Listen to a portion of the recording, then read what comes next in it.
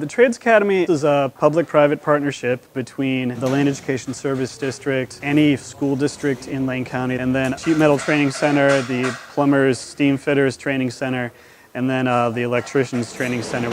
You get to work with sheet metal machines. It's actually really fun to be able to do stuff like this. It lets you talk and do hands-on work instead of just learning about it. You're learning about it physically. I like being hands-on. I like being active. That's my biggest thing. They call it a squared around. There's just a bunch of bends in it that makes it a square at the top and round at the bottom. We did snippet projects, and then we started building piggy banks, and now we're on to making toolboxes. School's important, but they don't really know why.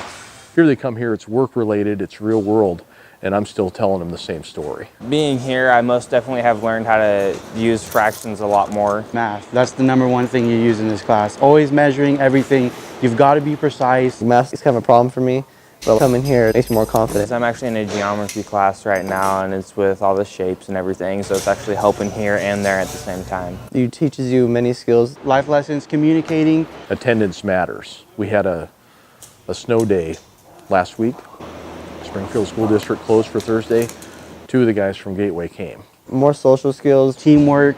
It is just a high school shop class, but I also talk to them about it being a successful career. It's another career path that they can look at. I just encourage people to try it out. It's a really good opportunity if you're wanting to enter a trade like this. It really lets you get your foot in the door. You earn while you learn, so they are on the job, and then they're also going to school at the same time.